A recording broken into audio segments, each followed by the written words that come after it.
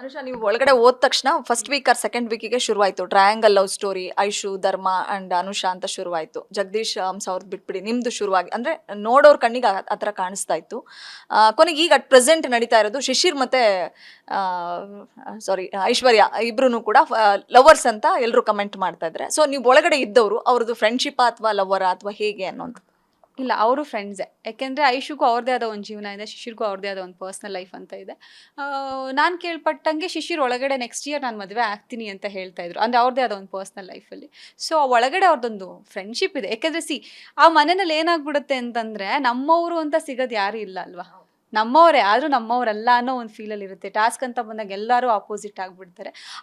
ಅದ್ರ ಮಧ್ಯದಲ್ಲಿ ಆ ಒಂದು ಸಿಚುಯೇಷನ್ಸ್ಗಳ ಮಧ್ಯದಲ್ಲಿ ಯಾರೋ ಒಬ್ರು ಒಂಚೂರು ಕಾಳಜಿ ತೋರಿಸ್ತಿದ್ದಾರೆ ಅಂದಾಗ ಅವ್ರ ಜೊತೆ ಒಂಚೂರು ಕ್ಲೋಸ್ ಆಗೋ ಸಹಜ. ಅದು ಇದರ ಹುಡುಗಿ ಆಗಿರಲಿ ಹುಡುಗ ಆಗಿರಲಿ. ಚೈತ್ರ ನನ್ನ ಜೊತೆ ಕ್ಲೋಸ್ ಆದ್ಲು, ನನ್ನ ತೊಡೆ ಮೇಲೆ ಮಲ್ಕೊಂತಾಳೆ, ನನ್ನ ಹೆಗ್ಲು ಮೇಲೆ ತಲೆ ಇಟ್ಕೋತಾಳೆ. ಆ ಒಂದು ಏನಂತಾರೆ ಲೀನಿಯನ್ಸ್ ಅವಳಿಗಿದೆ. ಅದೇ ರೀತಿ ಐಶು ಶಿಶಿರ್ ಮಧ್ಯನೂ ಇದೆ. ಐಶುಗೆ ಶಿಶಿರ್ ಸಪೋರ್ಟ್ ಮಾಡ್ತಾರೆ, ಶಿಶಿರ್ಗೆ ಐಶು ಸಪೋರ್ಟ್ ಮಾಡ್ತಾರೆ. ಅದು ಹಂಗೆ ಅಂದಿದ ತಕ್ಷಣ ಅವ್ರ ಮಧ್ಯೆ ಏನೋ ಒಂದು ಅಫೆಕ್ಷನ್ ಇದೆ ಅಂತಲ್ಲ, ಒಂದು ಕಾಳಜಿ ಇದೆ ಅವರಿಬ್ರು ಮಧ್ಯದಲ್ಲಿ. ಸೊ ಆ ಥರ ನಾನು ಅರ್ಥ ಮಾಡ್ಕೊಂಡಿದ್ದ ಪ್ರಕಾರ. At the same time Trivikram ಮತ್ತೆ ಭವ್ಯಗೌಡ ಅವ್ರಿಗೂ ಕೂಡ ಈ ಜೋಡಿ ಕಾಂಬಿನೇಷನ್ ಚೆನ್ನಾಗಿದೆ. ಮೋಕ್ಷಿತ ಒಪ್ಕೊಳ್ಳಿಲ್ಲ ಅಂತಂದ್ರೆ ಭವ್ಯಗೌಡ ಫಿಕ್ಸು ತ್ರಿವಿಕ್ರಮ್ಗೆ ಅನ್ನೋ ಥರದ್ದು ಅಟ್ ಪ್ರೆಸೆಂಟ್ ಟಾಕ್ ಇರ್ತಕ್ಕಂಥದ್ದು. ಅಂದ್ರೆ ಬಿಗ್ ಬಾಸ್ ನೋಡುವಂತ ವೀಕ್ಷಕರು ಮಾಡ್ತಿರ್ತಕ್ಕಂಥ ಕಮೆಂಟ್ ಇದು. ಗೊತ್ತಿಲ್ಲ ನನಗೆ. ತ್ರಿವಿಕ್ರಮ್ ಭವ್ಯ ಅಂತ ಬಂದಾಗ ಅವ್ರು ಯಾವಾಗಲೂ ಇದು ಹುಡುಗನ್ ಥರ ಒಂದು ಏನೋ ಅವ್ರು ಯಾವಾಗಲೂ ರೇಗಿಸ್ತಾ ಇರ್ತಾರೆ ಇವಳಿಗೆ. ಏನದು ಮೋಟಾ ಫೈಟರ್ ಥರ ಬರ್ತೈತೆ, ಲಿಲ್ಲಿ ಪುಟ್ಟು, ಕುಸ್ತಿ ಮೋಟಾ ಕುಸ್ತಿ ಮ್ಯಾನ್ ಏನಂತಾರೆ ಅದಕ್ಕೆ, ಐ ಡೋಂಟ್ ನೋ ಸಮಥಿಂಗ್, ಅದೇನೋ ಹೇಳ್ತಾರಪ್ಪ ಅವರು. ಪೈಲ್ವಾನ್, ಛೋಟಾ ಪೈಲ್ವಾನ್ ಥರ ನಡ್ಕೊಂಬರ್ತಾಳೆ, ಒಂದು ತಮ್ಮ ಥರ ಇವಳು, ಈ ಥರನೇ ಅಂತಾರೆ ಹೊರತು ಆ ಥರ ಎಕ್ಸ್ಟ್ರಾ ಫೀಲಿಂಗ್ಸ್ ಇದೆ ಅಂತ ಯಾವತ್ತೂ ತೋರಿಸ್ಕೊಂಡಿಲ್ಲ ವಿಕ್ರಮ್ ಅವರು. ಬಟ್ ಜೊತೆಲಿ ಆಟ ಆಡ್ತಾರೆ. ಅವ್ರಿಗೊಂದು ಕಂಫರ್ಟ್ ಝೋನ್ ಇದೆ ಭವ್ಯನ ಜೊತೆ. ಅಂದರೆ ಅದು ಒಂದು ಒಳ್ಳೆ ಫ್ರೆಂಡ್ಶಿಪ್ಪೇ. ಭವ್ಯ ತ್ರಿವಿಕ್ರಮಿಗೆ ಸಪೋರ್ಟ್ ಮಾಡ್ತಾರೆ, ವಿಕ್ಕಿ ಭವ್ಯಂಗೆ ಸಪೋರ್ಟ್ ಮಾಡ್ತಾರೆ. ಯಾಕಂದರೆ ಮನೆಯಲ್ಲಿ ಹೇಳಿದ್ನಲ್ಲ ನಾನು ಆಗಲೇ, ಯಾರಾದರೂ ಒಬ್ಬರು ಬೇಕೇ ಬೇಕು. ನಾವು ಒಂದು ದುಃಖ ಅಂದರೆ ಒಂದು ಫೀಲಿಂಗ್ಸ್ನ ಶೇರ್ ಮಾಡೋಕ್ಕೆ ಒಂದು ಜೆನ್ಯೂನ್ ಪರ್ಸ್ನಾಲಿಟಿ ಬೇಕೇ ಬೇಕು. ನನಗೆ ಧರ್ಮ ಅವರಿದ್ರು, ಚೈತ್ರ ಅವರಿದ್ರು, ಆ ಥರ ವಿಕ್ಕಿಗೆ ಭವ್ಯ ಅವ್ರು ಇರ್ತಾರೆ ಅಂತ ಅನ್ಸುತ್ತೆ ನನ್ನ ಪ್ರಕಾರ. ಯಾಕಂದರೆ ಒಂದು ಕಂಫರ್ಟ್ ಝೋನಲ್ಲಿ ಇರ್ತಾರೆ ಅವರು. ಯಾರೂ ಟ್ರಸ್ಟ್ ಮಾಡೋಕ್ಕಾಗದೇ ಇದ್ದಾಗ ಅವ್ರೊಬ್ರನ್ನೊಬ್ರನ್ನ ಟ್ರಸ್ಟ್ ಮಾಡ್ಕೋತಾರೆ. ಆ ಥರ ಒಂದು ಭಾವನೆಗಳು ನನಗೆ ಅರ್ಥ ಆಗಿದ್ದ ಪ್ರಕಾರ. ಬೇರೆ ಥರ ಫೀಲಿಂಗ್ಸ್ ನಂಗೆ ಗೊತ್ತಿಲ್ಲ. ಇನ್ನೂ 50 ದಿನ ಅಷ್ಟೇ ಆಗಿರೋದು, ಗೊತ್ತಿಲ್ಲ ಅವ್ರವ್ರ ಮಧ್ಯ ಯಾವ ಥರ ಅದು ಮುಂದಕ್ಕೆ ಹೋಗುತ್ತೆ, ಇನ್ನು ಮುಂದೆ ಯಾವ್ಯಾವ ಥರ ಸಿಚುಯೇಷನ್ಸ್ನ ಅವ್ರು ಫೇಸ್ ಮಾಡಬೇಕಾಗತ್ತೆ, ಅದು ಅವ್ರ ಕೈಯಲ್ಲಿರುತ್ತೆ. ಕೆಲವು ಸ್ಪರ್ಧಿಗಳು ಅವ್ರ ರಿಯಲ್ ಫೇಸ್ ಇನ್ನೂ ಕೂಡ ಅಂದ್ರೆ ಮುಖವಾಡ ಕಳಚಿಟ್ಟು ಆಟ ಆಡ್ತಾ ಇಲ್ಲ, ಅವ್ರ ರಿಯಲ್ ಫೇಸ್ ಏನು ಅನ್ನೋದು ಗೊತ್ತಾಗ್ತಾ ಇಲ್ಲ ಅನ್ನೋ ಥರದ್ದು ಇದ್ದೇ ಇದೆ. ಸೊ ಒಬ್ಬೊಬ್ರು ಸ್ಪರ್ಧಿಗಳ ಬಗ್ಗೆ ಕೇಳ್ತಾ ಹೋಗೋದಾದ್ರೆ, ಸೊ ಗೌತಮಿ ಬಗ್ಗೆ ನಿಮ್ಮ ಒಪಿನಿಯನ್ ಏನಿದೆ? ಅವ್ರ ಆಟ ಅವ್ರು ಆಡ್ತಾ ಇದ್ದಾರೆ. ಅವರ ಪರ್ಸ್ನಾಲಿಟಿ ಪಾಸಿಟಿವ್ ಆಗಿರುವಂಥದ್ದು. ಪಾಸಿಟಿವ್ ಆಗಿ ಅವ್ರ ಆಟಗಳನ್ನ ಅವ್ರು ಆಡ್ತಾ ಇದ್ದಾರೆ. ಬಹುಶಃ ಕೆಲವೊಮ್ಮೆ ಅವ್ರು ಪಾಸಿಟಿವ್ ಆಗಿ ಇದ್ರೂ ಕೆಲವೊಂದು ಸ್ಟೇಟ್ಮೆಂಟ್ಗಳು ಆಪೋಸಿಟ್ ಪರ್ಸನ್ ಮನಸ್ಸಿಗೆ ಹೇಗೆ ನಾಟುತ್ತೆ ಅನ್ನೋದು ಬಹುಶಃ ಅವ್ರಿಗೆ ಅರ್ಥ ಆಗಿರಲ್ಲ ಅಂತ ಅನ್ಸುತ್ತೆ. ಅವ್ರು ಅವ್ರದ್ದೇ ಆದ ರೀತಿನಲ್ಲಿ ಆಡ್ತಾ ಇದ್ದಾರೆ ಅಷ್ಟೇ. ಓಕೆ, ಮೋಕ್ಷಿತಾ ಅವಳು ಮೋಕ್ಷಿ ಆ್ಯಕ್ಚುಲಿ ನನಗೆ ಅವರು ನರ್ಕದಲ್ಲಿ ನೋಡಿದಾಗ ಶಿ ವಾಸ್ ವೆರಿ ಕೇರಿಂಗ್. ಅಂದರೆ ಅವ್ರಿಗೆ ಅಭ್ಯಾಸ ಆಗಿದೆ, ಅವ್ರ ತಮ್ಮನ್ನ ನೋಡ್ಕೊಂಡು ಸುತ್ತ ಇರೋರ್ನು ಅವ್ರು ಹಾಗೆ ಕೈ ತುತ್ತು ತಿನ್ನಿಸೋದು, ಯಾರಿಗಾದ್ರೂ ಏನಾದರೂ ಬೇಗ ಓಡೋಗೋದು, ಈ ಥರ ಒಂದು ನೇಚರ್ನ ನೋಡಿದ್ದೆ. ಅದೇ ನೇಚರ್ ಕಂಟಿನ್ಯೂ ಆದರೆ ಅದು ತುಂಬ ಚೆನ್ನಾಗಿರುತ್ತೆ. ಭವ್ಯ ಒಂದು ಮಗು ಮನಸ್ಸಿರೋಂಥ ಹುಡುಗಿ. ಅಂದರೆ ಅವಳಿಗೆ ಮೆಚ್ಯೂರಿಟಿ ತುಂಬ ಇದೆ, ಆದರೂ ಒಳಗಡೆ ಒಂದು ಮಗು ಮನಸ್ಸಿದೆ. ಚೈತ್ರಕ ತುಂಬ ತಿಳುವಳಿಕೆ ಇದೆ, ತುಂಬ strong lady. Trivikram strongest personality in Bigg Boss. ಪ್ರತಿಯೊಂದು ವಿಷಯದಲ್ಲೂ ಕ್ಲಾರಿಟಿ ಇದೆ ಅವರಿಗೆ. ಎಲ್ಲಿ ಯಾವ ಮೂವ್ಸ್ ತೊಗೋಬೇಕನ್ನೋ ಐಡಿಯಾಸ್ ಇದೆ. ಎಲ್ಲರ ಬಗ್ಗೆ ತುಂಬ ಚೆನ್ನಾಗಿ ತಿಳ್ಕೊಂಡಿದ್ದಾರೆ. ಎಲ್ಲಿ ಯಾವಾಗ ಏನು ಎಚ್ಚರಿಕೆ ಗಂಟೆ ತೊಗೊಂಡ್ರೆ ಈ ಮನೆಯಲ್ಲಿ ನಾನು ಫೈನಲ್ಸ್ ಕಪ್ ಗೆಲ್ಲಕ್ಕೆ ಏನೆಲ್ಲ ಮಾಡ್ಬೋದು ಅಂತ ತುಂಬ ತಿಳುವಳಿಕೆ ಇರುವಂಥ ವ್ಯಕ್ತಿ. Shishir is also gentleman. ಅಂದರೆ ಅವ್ರ ಆಟನ ಅವ್ರದ್ದೇ ರೀತಿಯಲ್ಲಿ ಡೀಸೆಂಟಾಗಿ ಆಡ್ಕೊಂಡು ಹೋಗ್ತಾ ಇದ್ದಾರೆ. ಧನ್ರಾಜ್ ಎಮೋಷ್ನಲ್ ಆ್ಯಂಡ್ ಟ್ಯಾಲೆಂಟ್ ಇದೆ, ಅದನ್ನು ಉಪಯೋಗಿಸ್ಕೋಬೇಕು. ಇನ್ನು ಅವರು ಒಳಗಡೆ ತುಂಬ ಟ್ಯಾಲೆಂಟ್ ಇದೆ ಆ ವ್ಯಕ್ತಿ. ಅವ್ರ ಭಾಷೆಯಿಂದ ಹಿಡಿದು ಎಲ್ಲ ಯೂನಿಕ್ ಆಗಿರುವಂಥವ್ರು. ಅದನ್ನು ಬಳಸ್ಕೊಂಡ್ರೆ ಪ್ರಾಬ್ಲಿ ಅವರು ಫೈನಲ್ಸ್ವರೆಗೂ ಹೋಗೋ ಚಾನ್ಸಸ್ ಇದೆ. ಸುರೇಶ್ ಅಣ್ಣ ಅವ್ರದ್ದು ಮಿಕ್ಸ್ಚರ್ ಆಫ್ ಎಮೋಷನ್ಸು. ಒಂದೊಂದ್ಸಲ ತುಂಬ ಒಳ್ಳೆಯವರಾಗಿರ್ತಾರೆ, ಒಂದೊಂದ್ಸಲ ಸಡನ್ನಾಗಿ ರಿಯಾಕ್ಟ್ ಮಾಡ್ತಾರೆ. ಅದನ್ನೆಲ್ಲ ಬಿಟ್ಟು ಯಾವಾಗ ಏನು ಮೂವ್ಸ್ ತೊಗೋಬೇಕು, ಸ್ವಲ್ಪ ತಾಳ್ಮೆ ಬಂದಿದೆ. ಅದನ್ನು ಇವಾಗ ಏನು ಬಂದು ಉತ್ತಮ ಅನ್ಸ್ಕೊಂಡು ಸುದೀಪ್ ಸರ್ ಹತ್ರ ಚಪ್ಪಾಳೆ ಹೊಡ್ಸ್ಕೊಂಡಿದ್ದಾರೆ, ಅದೇ ಆಟಿಟ್ಯೂಡ್ನ ಅವ್ರು ಕ್ಯಾರಿ ಮಾಡಿದ್ರೆ ಒಳ್ಳೇದಾಗುತ್ತೆ ಅವ್ರಿಗೆ. Manjanna is a very creative mind ಇರುವಂಥವ್ರು, ವೆರಿ ಗುಡ್ ಎಂಟರ್ಟೈನು. ಅವ್ರಿಗೂ ಕೂಡ ಯಾವ ಟಾಸ್ಕ್ ಡಿಸೈನ್ ಮಾಡೋದೇ ಒಂದಾದರೆ ಅವ್ರು ಅದ್ರಲ್ಲಿ ಹೆಂಗೆ ಗೆಲ್ಲಬೇಕು ಅಂತ ಅಂದ್ಬಿಟ್ಟು ಒಳ್ಳೆ ಸ್ಟ್ರಾಟಜೀಸ್ಗಳನ್ನ ಯೂಸ್ ಮಾಡ್ತಾರೆ. ಆ್ಯಂಡ್ ಎಮೋಷನ್ಸ್ಗಳಿಗೆ, ಬಾಂಧವ್ಯಗಳಿಗೆ ಅವರು ತುಂಬ ಬೆಲೆ ಕೊಡ್ತಾರೆ. ಧರ್ಮ ಸರ್. ಈಸ್ ಆಲ್ಸೋ ಜೆಂಟಲ್ಮ್ಯಾನ್, ಆವಾಗಲೇ ಹೇಳ್ದಂಗೆ ದ ರಿಯಲ್ ಪರ್ಸ್ನಾಲಿಟಿ ಬಿಗ್ ಬಾಸಲ್ಲಿ ಎಲ್ಲೂ ಫೇಕ್ ಮಾಡಿದೆ, ಎಲ್ಲೂ ಅನ್ನೆಸೆಸರಿ ಡ್ರಾಮಾ ಮಾಡಿದೆ. ಅವರ ಒಂದು ವ್ಯಕ್ತಿತ್ವ ಹೊರಗಡೆ ಏನಿತ್ತು ಅದನ್ನು ಕ್ಯಾರಿ ಮಾಡಿಕೊಂಡು ಅವ್ರದ್ದೇ ಆದ ರೀತಿಯಲ್ಲಿ ಆಟ ಆಡ್ತಾ ಇರೋ ವ್ಯಕ್ತಿ. ಐಶು ಅದು ಒಂದು ಗೊಂಬೆ, ಒಳ್ಳೆ ಹುಡುಗಿ. ಟಾಪ್ 5 ಕಂಟೆಸ್ಟೆಂಟ್ ಅಂತ ಬಂದಾಗ ಅನುಷಾ ಪ್ರಕಾರ ಯಾರು ಟಾಪ್ 5 ಬರ್ಬೋದು, ಜೊತೆಗೆ ಫೈನಲಿಸ್ಟ್ ರನ್ನರ್ ಅಪ್ ಯಾರು ಆಗ್ಬೋದು ಅನ್ನೋಂಥದ್ದು? ಹಾಂ, ಧರ್ಮ ಆಗಲಿ, ಆಸೆ ಪಡ್ತೀನಿ ಧರ್ಮ ವಿನ್ ಆಗಲಿ ಅಂತ. ವಿಕ್ಕಿ, ಭವ್ಯ, ಚೈತ್ರ ಆ್ಯಂಡ್ ಮಂಜಣ್ಣ, ಶಿಶಿರ್, ಅವರು ಕೂಡ ಕ್ಯಾಲಿಬರ್ ಇದೆ. ಈಗ ನೀವು ಎಕ್ಸಿಟ್ ಆದರೆ ಇನ್ನಿಬ್ರು ಕಂಟೆಸ್ಟೆಂಟ್ ಒಳಗಡೆ ಬಂದಿದ್ದಾರೆ. ಸೊ ಅವ್ರ ಬಗ್ಗೆ ಅನುಷಾ ಏನು ಹೇಳ್ತಾರೆ? ಎಷ್ಟು ಸ್ಟ್ರಾಂಗೆಸ್ಟ್ ಕಂಟೆಸ್ಟೆಂಟ್ ಅಂತ ನಿಮ್ಗೆ ಅನ್ಸಿದ್ರು ಒಳಗೆ ಗೊತ್ತಾಗ? ನಾನು ನೋಡಿಲ್ಲ, ಪ್ರೋಮೋ ನೋಡಿದಾಗ ಫುಲ್ ಅವಾಜ್ ಗಿವಾಜ್ ಎಲ್ಲ ಜೋರಾಗಿ ಆಗ್ತಾ ಇದ್ರು. ಅದು ಕಾಣಿಸಿರ್ಲಿಲ್ಲ ಆ ಮನೆಯಲ್ಲಿ. ಆ ಥರ ಒಂದು ಕಿರ್ಚಾಟ, ಕೂಗಾಟ, ಆ ಥರ ಮಾತಾಡಿದ್ದು ಯಾರು ಮಾಡಿರಲಿಲ್ಲ.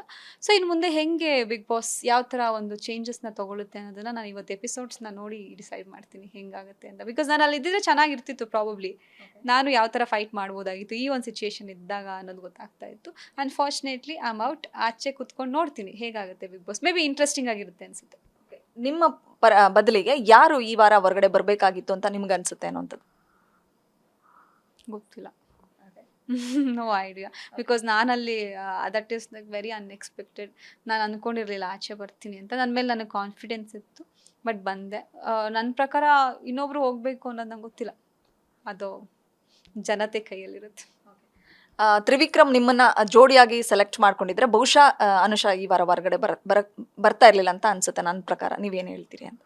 ಹೌದು, ಬಿಕಾಸ್ ಅದೇ ಒಂದು ಅಂದರೆ ಸುರೇಶ್ ಅಣ್ಣಂಗೆ ಕಾಲ್ ಆಗ್ತಾ ಇರಲಿಲ್ಲ, ಅದು ಒಂದು. ಆ್ಯಂಡ್ ಬಿಗ್ ಬಾಸ್ ಅವರು ಕನ್ಫೆಷನ್ ರೂಮಲ್ಲಿ ಕೇಳಿದಂಥ ಕ್ವಶನ್, ನಿಮ್ಮ ಉಳಿಯುವಿಕೆಗೆ ಟ್ರಂಪ್ ಕಾರ್ಡ್ನ ಆಕ್ಸೆಪ್ಟ್ ಮಾಡೋಕ್ಕೆ ಇಷ್ಟಪಡ್ತೀರಾ ಅಂತಂದಾಗ ನಾನು ಎಸ್, ಈ ಮನೇಲಿ ನಾನು ಉಳ್ಕೋಬೇಕು, ನನ್ನ ಸರ್ವೈವಲ್ ಇಂಪಾರ್ಟೆಂಟ್ ತಾನೆ. ಬಿಕಾಸ್ ಒಂದ್ಸಲ ಸರ್ವೈವ್ ಆದರೆ ನನಗೊಂದು ವಾರ ಎಕ್ಸ್ಟ್ರಾ ಸಿಗುತ್ತೆ ನಾನು ಪ್ರೂವ್ ಮಾಡ್ಕೊಳ್ಳೋಕ್ಕೆ. ಇನ್ ಕೇಸ್ ತ್ರಿವಿಕ್ರಮ್ ಅವರು ನನ್ನ ಚೂಸ್ ಮಾಡಿದರೆ ಬಹುಶಃ ನಾನು ಎಲಿಮಿನೇಟ್ ಆಗ್ತಾ ಇರಲಿಲ್ಲ ಅಂತ ಅನಿಸುತ್ತೆ. ಬೆನ್ನಿಗೆ ತುಂಬಾ ಪೆಟ್ಟಾಗಿತ್ತು ಅಂತ ಹೇಳ್ಕೊಂಡ್ರಿ. ನೀವೆಲ್ಲ ಹೊಡೆದಿದ್ದಕ್ಕೆ ನಾನು ಇಷ್ಟು ವೀಕ್ ಆಗ್ತಿರೋದು ಅಂತ ಲಾಸ್ಟ್ ಒಂದು ಗೇಮ್ ಆಡ್ಬೇಕಾದ್ರೆ ಹೇಳ್ತಾ ಇದ್ರು. ನಿಜವಾಗ್ಲೂ ಪೆಟ್ಟಾಗಿದೆಯಾ? ತುಂಬಾ ಪೇಯ್ನ್ ಆಗ್ತಿತ್ತು ಅಥವಾ ಹೇಗೆ ಅನುಷಾ? ನಿಜವಾಗ್ಲೂ ಇವಾಗ ಕುತ್ಕೊಂಡಿರೋದಕ್ಕೂ ನಂಗೆ ತುಂಬ ಬೆಳಗ್ಗೆಯಿಂದ ಕುತ್ಕೊಂಡೇ ಇದ್ದೀನಿ, ತುಂಬ ಪೇಯ್ನ್ ಆಗ್ತಿದೆ. ಒಂದು ಎಕ್ಸ್ರೇ ಮಾಡಿಸ್ಬೇಕು, ಏನಾಗಿದೆ ಅಂತ ನೋಡಬೇಕು. ಅದು ಇವತ್ತು ಟೈಮ್ ಸಿಕ್ಕಿಲ್ಲ, ಬಿಕಾಸ್ ನಿನ್ನೆ ಆಚೆ ಬಂದಿರೋದ್ರಿಂದ ಇವತ್ತು ನಂಗೆ ಟೈಮ್ ಸಿಕ್ಕಿಲ್ಲ. ಲಿಟ್ರಲಿ ನನಗೆ ಸ್ಟ್ರೈಟ್ ಹೀಗೆ ಮಲ್ಗೋಕ್ಕಾಗಲ್ಲ, ಸ್ಟ್ರೈಟ್ ಹೀಗೆ ಕೂರೋಕ್ಕಾಗಲ್ಲ. ಆ್ಯಂಡ್ ವರ್ಕೌಟ್ ಮಾಡಬೇಕಾದ್ರೆ ನನಗೆ ಹಿಂಗೆ ಡಂಬಲ್ಸ್ ಹಿಂಗೆ ಎತ್ತದೆ ಅಂದರೆ ಫುಲ್ ಆಗುತ್ತೆ ನನ್ನ ಬಾಡಿ. ಅವತ್ತು ಒಂದು ಗಡಿಯಾರ ಟಾಸ್ಕ್ ಆಡಬೇಕಾದ್ರೆ ಪಿಲ್ಲೋನಲ್ಲಿ ಹೊಡೆದಾಗ ಜೋರಾಗಿ ಬೀಳ್ತೀನಿ. ಅದು ಒಂದ್ಸಲ ಅಲ್ಲ, 5-6 ಸಲ ನನ್ನನ್ನು ಬೀಳಿಸ್ತಾರಲ್ಲ ಇವರೆಲ್ಲ ಹೊಡಿಬೇಕಾದ್ರೆ. ಅಟ್ಲೀಸ್ಟ್ ಒಂದು ಮನುಷ್ಯತ್ವದಿಂದ ಅವ್ರು ಆಡ್ಬೋದಾಗಿತ್ತು. ಅವತ್ತು ಯಾಕೆ ಅಷ್ಟು ಅಗ್ರೆಸಿವ್ ಆಗಿ ಆಡಿದ್ರು ಅನ್ನೋದು ನನಗೆ ಗೊತ್ತಿಲ್ಲ. ತುಂಬ ಎಫೆಕ್ಟ್ ಆಗಿದೆ ಅದು ನನಗೆ. ಹೊರಗಡೆ ಬಂದ ಮೇಲೆ ಅಮ್ಮ ಏನು ಹೇಳಿದ್ರು, ಅಪ್ಪಾಜಿ ಏನು ಹೇಳಿದ್ರು ಅನ್ನೋಂಥದ್ದು? ಅವರು ಇಡೀ ಕರ್ನಾಟಕ ಜನತೆ ಪ್ರೀತಿ ನಿನ್ನ ಮೇಲಿದೆ, ಅದನ್ನು ನೀನು ಸಂಪಾದನೆ ಮಾಡ್ಕೊಂಡಿದ್ಯಾ, ಅದ್ರ ಮುಂದೆ ಇನ್ನೇನು ಇಲ್ಲ. ಅದಕ್ಕೋಸ್ಕರ ನೀನು ಬಿಗ್ ಬಾಸ್ ಕರ್ನಾಟಕ ಜನತೆ ಪ್ರೀತಿನ ನೀನು ಪಡ್ಕೊಂಡಿದ್ಯಾ ಅಂತಂದಾಗ ಬಿಗ್ ಬಾಸ್ ಟ್ರೋಫಿ ಗೆದ್ದಷ್ಟೇ ನೀನು ಖುಷಿ ಪಡು ಅಂತ ನಮ್ಮ ಮಮ್ಮಿ ಹೇಳಿದ್ರು. ಅದನ್ನೇ ಕೂಡ ನಾನು ನನ್ನ ಇನ್ಸ್ಟಾಗ್ರಾಮ್ನಲ್ಲೂ ಶೇರ್ ಮಾಡ್ಕೊಂಡಿದ್ದೀನಿ. ನಿಮ್ಮೆಲ್ಲರ ಪ್ರೀತಿ ನೋಡಿದ್ಮೇಲೆ ಅಳ್ತಾ ಇದ್ನಲ್ಲ ನಾನು ಆಚೆ ಬಂದೆ ಅಂತ, ಅದು ಮರ್ತೋಯ್ತು. ನಿಮ್ಮ ಪ್ರೀತಿನ ನಾನು ಗೆದ್ದಿದ್ದೀನಿ ಅಂತ ನಾನು ತುಂಬ ಖುಷಿ ಪಟ್ಟಿದ್ದೀನಿ. ನನಗೆ ನಂಗೆ ತುಂಬ ಇಷ್ಟ ಆಗಿದ್ದು ನಿಮ್ಮ ತಮ್ಮ ಮಾತಾಡಿದ್ದು. ನಮ್ಮ ಅಕ್ಕ ನನ್ನನ್ನು ತುಂಬ ಚೆನ್ನಾಗಿ ಸಾಕಿದ್ಲು, ತುಂಬ ಸ್ಯಾಕ್ರಿಫೈಸ್ ಮಾಡಿದ್ಲು, ನಾನು ತುಂಬ ಚೆನ್ನಾಗಿ ನೋಡ್ಕೋತೀನಿ ಅನ್ನೋ ಥರದ ಇತ್ತು ಅವ್ರ ಮಾತುಗಳಲ್ಲಿ. ಸೊ ತಮ್ಮನ ಬಗ್ಗೆ ಮಾತಾಡೋದು? ನನ್ನ ತಮ್ಮ ನಂಗೊಂಥರ ಲಕ್ಕಿ ಚಾರ್ಮ್. ನಮ್ಮ ಮನೆಯಲ್ಲಿ ನನಗೆ ಆವಾಗಲೇ ಎಜುಕೇಷನ್ ಮುಗಿದ ತಕ್ಷಣ ಮದುವೆ ಮಾಡೋಣ, ಯಾಕೆಂದರೆ ಅದು ಕಾಮನ್, ಮಾಡಬೇಕು ಅಂತ ಅಂದ್ಕೊಂಡಿದ್ದ ಟೈಮಲ್ಲಿ ಅಪೋಸಿಟಾಗಿ ನಿಂತು ಯಾಕೆ ಬೇಡ, ಎಲ್ಲರ ಥರನೂ ಅವಳು ಆಗಬೇಕಾ, ಅವಳಿಗೆ ಒಂದು ಕೇಪಬಿಲಿಟಿ ಇದೆ, she is a strong girl, ಅವಳೇನೋ ಒಂದು ಲೈಫಲ್ಲಿ ಅಚೀವ್ ಮಾಡಲಿ. ಎಲ್ಲ ಹೆಣ್ಮಕ್ಳು ಥರ ಮದುವೆ ಮಾಡಿ 2 ಮಕ್ಕಳು ಆಗ್ಬಿಟ್ಟು ಸ್ಕೂಲಿಗೆ ಕಳ್ಸ್ಕೊಂಡು ಕುತ್ಕೊಂಡಿರೋದಲ್ಲ ಜೀವನ. ಅವಳೇನಾದ್ರು ಅಚೀವ್ ಮಾಡಬೇಕು, ಅದನ್ನು ನಾವು ನೋಡಬೇಕು, ಅವಳು ಸ್ಟಾರ್ ಆಗಬೇಕು ಅಂತ ಮನೇಲಿ ಎಲ್ಲರೂ ಎದುರಾಕೊಂಡು ಆ ಮದುವೆ ಅನ್ನೋ ಡಿಸಿಷನ್ನ ದೂರ ಇಡಿಸಿ ನನಗೆ ಗರ್ಲ್ ನೀನು ಅಚೀವ್ ಮಾಡು, ನಿನ್ನ ಬೆನ್ನಿಂದ ನಾನು ಇರ್ತೀನಿ ಅಂತ ಹೇಳಿದಂಥ ಹುಡುಗ ಅದು.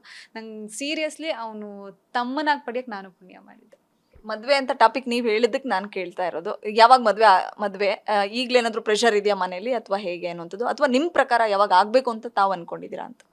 ಅದೇ ಇಂಡಸ್ಟ್ರಿಗೆ ಬರೋದಕ್ಕೂ ಮುಂಚೆ ಅಂದರೆ ಬಂದಮೇಲೂ ಕೂಡ ಸ್ವಲ್ಪ ಇನ್ನು ಎಷ್ಟು ದಿನ ಹಿಂಗೆ ಇರ್ತೀಯ, ಮದುವೆ ಮಾಡ್ಕೊ ಅಂತ ಮನೇಲಿ ಹೇಳ್ತಿದ್ರು. ಆ್ಯಂಡ್ ತಮ್ಮ ತಂಗಿ ಅಂದರೆ ಚಿಕ್ಕವ್ರಿಗೆಲ್ಲ ಮದುವೆ ಆಗ್ತಿರ್ಬೇಕಾದ್ರೆ ನಂದೊಂದು ಕ್ವಶನ್ ಬರುತ್ತಲ್ವ, ದೊಡ್ಡೋಳಾಗಿ ಅವಳ್ದು ಯಾವಾಗ ಮದುವೆ ಅಂತ ರಿಲೇಟಿವ್ಸ್ ಎಲ್ಲ ನನ್ನ ಫ್ಯಾಮಿಲಿನ ಕ್ವಶನ್ ಮಾಡ್ತಾಯಿದ್ರು. ಸೊ ಹಾಗಾಗಿ ಒಂದು ಪ್ರೆಷರ್ ಇತ್ತು. ಬಟ್ ನನಗೆ ಸದ್ಯಕ್ಕೆ ಮದುವೆ ಮೇಲೆ ಇಂಟ್ರೆಸ್ಟ್ ಇವಾಗ ಸದ್ಯಕ್ಕಿಲ್ಲ. ಯಾಕಂದರೆ ನನಗೆ ಅಚೀವ್ ಮಾಡಬೇಕು. ಆ್ಯಂಡ್ ನನ್ನ ಅಪ್ಪ ಅಮ್ಮ ಏನೇನು ಲೈಫಲ್ಲಿ ನೋಡಿಲ್ಲ ಅದನ್ನೆಲ್ಲ ನಾನು ತೋರಿಸ್ಬೇಕು. ಆ್ಯಂಡ್ ನನ್ನ ಲೈಫನ್ನ ನಾನು ಹೇಗೆ ಇಟ್ಕೋಬೇಕು ಅಂತ ಅಂದ್ಕೊಂಡಿದ್ದೀನಿ, ಆ ಪ್ಲ್ಯಾನ್ ಸೆಟ್ ಆದಮೇಲೆ ನಾನು ಮದುವೆ ಮಾಡ್ಕೊತೀನಿ. ಅದು ಬಹುಶಃ ನನಗೆ ಸೆಟಲ್ಡ್ ಆಗಿರೋ ಫ್ಯಾಮಿಲಿಗೆ ಹೋಗಬೇಕು, ಹೋಗ್ಬಿಟ್ಟು ನನ್ನ ಲೈಫ್ನ ಸೆಟಲ್ ಮಾಡ್ಕೊಬಿಡ್ಬೇಕು ಆ ಥರ ಆಸೆ ನನಗಿಲ್ಲ. ನನ್ನ ಲೈಫ್ಗೆ ಏನು ಬೇಕು ಅದನ್ನು ನಾನು ದುಡಿಬೇಕು, ನಾನು ಎಲ್ಲನೂ ಪ್ರತಿಯೊಂದನ್ನು ಸೆಟ್ ಮಾಡಬೇಕು. ಆಮೇಲೆ ನನ್ನ ಇಷ್ಟಪಡೋ ಅಂದರೆ ನಾನು ತುಂಬ ರೆಸ್ಪೆಕ್ಟ್ ಮಾಡೋಂಥ ಹುಡುಗ, ಅವ್ನು ಯಾರಾದರೂ ಆಗಿರಲಿ, ಅವನು ಬಡವನಾದರೂ ಆಗಿರಲಿ, ಯಾರಾದರೂ ಆಗಿರಲಿ, ಒಬ್ಬನೇ ಇರೋವಂಥ ಹುಡುಗಾದ್ರೂ ಪರವಾಗಿಲ್ಲ, ನನ್ನ ಭಾವನೆಗಳಿಗೆ ಬೆಲೆ ಕೊಟ್ಟು ನನ್ನ ಅಪ್ಪ ಅಮ್ಮನ ತುಂಬ ಗೌರವದಿಂದ ನೋಡ್ಕೊಳ್ಳೋವಂಥ ವ್ಯಕ್ತಿ ನನಗೆ ಸಿಕ್ಕಿದಾಗ ಎಲ್ಲ ನಂದೇ ಇದೆ, ಬಾ ಆರಾಮಾಗಿ ನನ್ನ ಜೊತೆ ಇರು ಅನ್ನೋ ಒಂದು ಮೈಂಡ್ಸೆಟ್ ನನಗಿದೆ. ಇಲ್ಲ ಅವರು ಕೂಡ ನಾನು ತುಂಬ ಚೆನ್ನಾಗಿ ನೋಡ್ಕೋತೀನಿ, ನನ್ನ ಜೊತೆನೇ ಇರು ಅನ್ನೋಂಥ ಹುಡುಗ ಸಿಕ್ಕರೂ ನೋಡೋಣ ಆ ಟೈಮಲ್ಲಿ. ಬಟ್ ನನಗೆ ಯಾರ ಮೇಲೂ ಡಿಪೆಂಡ್ ಆಗಬಾರ್ದು, ನನ್ನ ಲೈಫ್ನ ನಾನೇ ಕ್ರಿಯೇಟ್ ಮಾಡ್ಕೋಬೇಕು ಅನ್ನೋ ಆಸೆ ಇದೆ. ಗ್ಯಾರಂಟಿ ನ್ಯೂಸ್, ಸುದ್ದಿ ಖಚಿತ, ನ್ಯಾಯ ನಿಶ್ಚಿತ.